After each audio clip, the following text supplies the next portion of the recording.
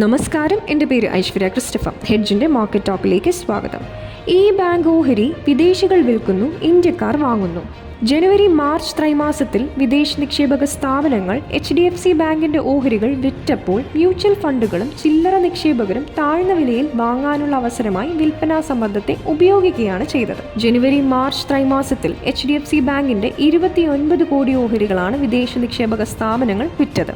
44,594 കോടി രൂപയുടെ വിൽപ്പനയാണ് നടന്നത്. നാലാം ത്രൈമാസത്തിൽ വിദേശ നിക്ഷേപക സ്ഥാപനങ്ങൾ ഏറ്റവും വലിയ വിൽപ്പന നടത്തിയതും HDFC ബാങ്കിലാണ്. എന്നാൽ HDFC ബാങ്കിന്റെ ഓഹരി വിലയിലുണ്ടായ ഇടിവ് നിക്ഷേപാവസരമായി പ്രയോജനപ്പെടുത്തുകയാണ് ആഭ്യന്തര നിക്ഷേപക സ്ഥാപനങ്ങൾ ചെയ്തത്. HDFC ബാങ്കിന്റെ 62,913 കോടി രൂപയുടെ ഓഹരികളാണ് അവ ജനുവരി മാർച്ച് ത്രൈമാസത്തിൽ വാങ്ങിയത്. HDFC ബാങ്കിന്റെ ഓഹരി ഈ വർഷം ഇതുവരെ 12% ഇടിവാണ് നേരിട്ടത്. ഇപ്പോഴത്തെ വില ഒരു വർഷം മുമ്പത്തെ വിലയേക്കാൾ 8% താഴെയാണ്. ഒക്ടോബർ ഡിസംബർ ത്രൈമാസത്തിലെ പ്രവർത്തന ഫലം നിരാശാജനകമായതിനെ തുടർന്നാണ് ഈ ഓഹരി വിൽപ്പനാ സമ്മർദ്ദത്തിന് വിധേയമായത്. അതേസമയം ജനുവരി മാർച്ച് ത്രൈമാസത്തിൽ HDFC ബാങ്ക് മികച്ച പ്രകടനമാണ് കാഴ്ചവെച്ചത്. HDFC ബാങ്ക് 2023-24 സാമ്പത്തിക വർഷത്തിലെ ജനുവരി മാർച്ച് ത്രൈമാസത്തിൽ 37% വളർച്ചയോടെ 16,512 കോടി രൂപ ലാഭം കൈവരിച്ചു. 16,373 കോടി രൂപയായിരുന്നു മുൻ വർഷത്തെ സമാന കാലയളവിലെ ലാഭം.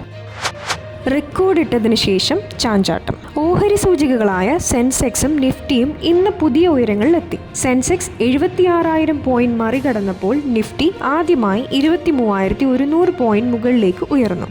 അതേസമയം ഉയർന്ന നിലവാരത്തിലെ ലാഭമെടുപ്പിനെ തുടർന്ന് വിപണി നഷ്ടത്തോടെയാണ് ക്ലോസ് ചെയ്തത്. നിഫ്റ്റി ഉയർന്ന നിലവാരത്തിൽ നിന്നും 240 പോയിന്റ് വ്യാപാരത്തിനിടെ ഇടിഞ്ഞു. സെൻസെക്സ് 19.89 പോയിന്റ് ഇടിഞ്ഞ് 75,390-ലും നിഫ്റ്റി 24.65 പോയിന്റ് നഷ്ടത്തിൽ 22,932-ലുമാണ് വ്യാപാരം അവസാനിപ്പിച്ചത്. 1,599 ഓഹരികൾ നേട്ടം രേഖപ്പെടുത്തിയപ്പോൾ 1,868 ഓഹരികൾ നഷ്ടം നേരിട്ടു.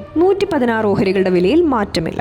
Divi's Lab, IndusInd Bank, Axis Bank, LTI Mindtree, Adani Ports എന്നിവയാണ് ഉയർന്ന നേട്ടം രേഖപ്പെടുത്തിയ നിഫ്റ്റി ഓഹരികൾ. Adani Enterprises, Wipro, Grasim Industries, ONGC, SBI Life Insurance എന്നിവയാണ് കൂടുതൽ നഷ്ടം നേരിട്ട നിഫ്റ്റി ഓഹരികൾ. നിഫ്റ്റി PSU ബാങ്ക് സൂചിക 1%, IT, റിയൽ എസ്റ്റേറ്റ് സൂചികകൾ 0.5% വീതം ഉയർന്നപ്പോൾ മെറ്റൽ, ഓയിൽ ആൻഡ് ഗ്യാസ് സൂചികകൾ 0.5% വീതം ഇടിഞ്ഞു. BSE മിഡ് ക്യാപ് സൂചിക 0.6% നേട്ടത്തോടെയും സ്മോൾ ക്യാപ് സൂചിക കാര്യമായ വ്യത്യാസമില്ലാത്ത നിലയിലും ക്ലോസ് ചെയ്തു.